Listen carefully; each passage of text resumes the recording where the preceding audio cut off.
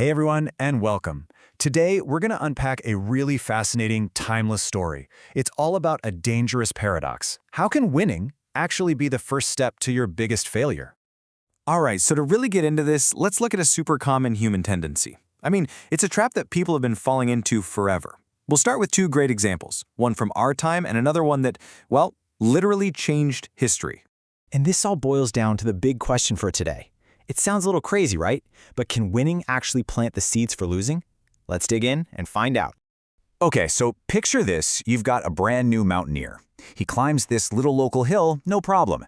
And suddenly, he's just overflowing with confidence. He's thinking, I'm a world-class climber now.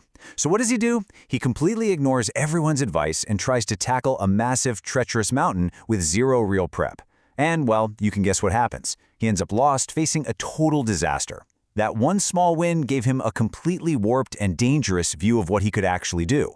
And this isn't just about one guy on a mountain. History is absolutely full of leaders, even entire nations that fell into this exact same trap. Let's talk about maybe the most famous example of all, Napoleon Bonaparte. Yeah, so when you look at this timeline, you can see the whole pattern laid out perfectly. It goes straight from success to overconfidence. After a decade of just incredible victory after victory, Napoleon and his army felt invincible, and all that winning, it totally blinded him. It got to the point where he ignored his own advisors and made that one single fatal choice, invading Russia in 1812. And the price he paid for that pride, it was just staggering. Get this, out of more than 600,000 soldiers that marched into Russia, only about 20,000 made it back. That one catastrophic mistake, a mistake that grew out of years of winning, was pretty much the beginning of the end for his entire empire. So these examples, they're the perfect setup for our main story today.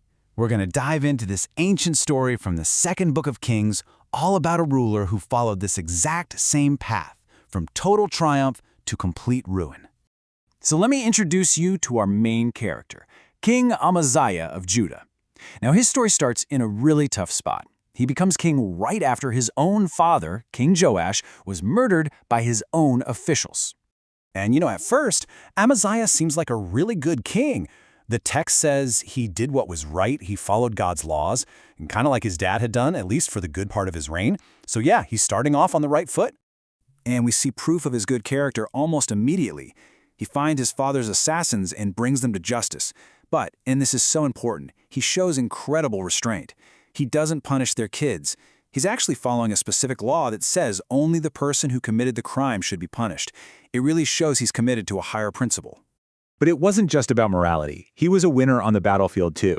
He proved he was a great commander by leading his army to this huge, decisive victory against the Edomites. This was a massive win that made his kingdom much more secure. Okay, so let's just recap for a second.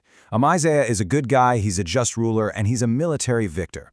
He is at the absolute top of his game.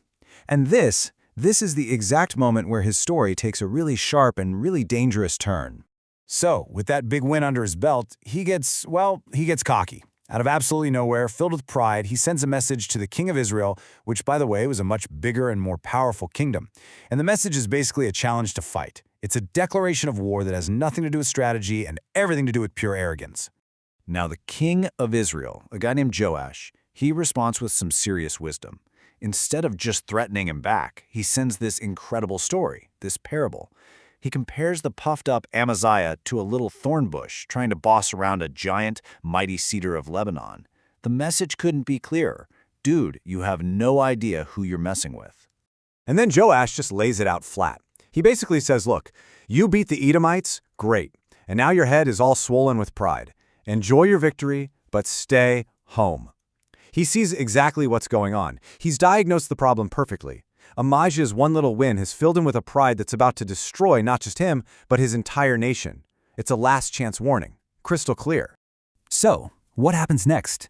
What are the consequences when a warning that clear, that wise, is just completely ignored? Let's find out. Well, Amaziah doesn't listen. Of course he doesn't. His pride has made him totally deaf to reason. And the result is fast and it is devastating.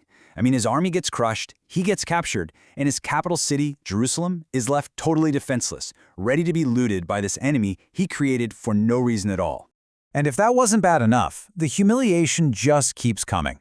The king of Israel then tears down a huge chunk of Jerusalem's defensive wall. We're talking like 600 feet of it. It left the city vulnerable and totally shamed. It was like a giant physical scar on the city that was a direct result of one man's ego. So, after all that, what's the big lesson here? What's the takeaway from this ancient story? Well, it's a powerful lesson about that tricky relationship between success and humility, and it's one that has been relevant for thousands of years. And you see this pattern repeat itself over and over again everywhere you look. Pride makes you blind. You ignore good advice. And then disaster strikes. A disaster you brought on yourself. The source material for this actually points to bigger examples, like Japan's attack on Pearl Harbor or the US in Vietnam. It's the same tragic story. A moment where you feel strong leads to a massive, devastating mistake. Really, the key here is avoiding what you could call spiritual blindness. It's that moment when we confuse a bit of good luck, or maybe some help we got along the way, with our own innate genius. We forget all the factors that led to our success, and we start to think we're invincible. That is the exact trap that Amaziah walked right into. Which brings us to one last big question to think about. We all know confidence is crucial for getting anything done, but arrogance, that's what leads to ruin. So the question for all of us is, in our own lives, how do we tell the difference? Where is that line between healthy self-confidence that pushes us to be better and that dangerous pride that ends up being our biggest blind spot?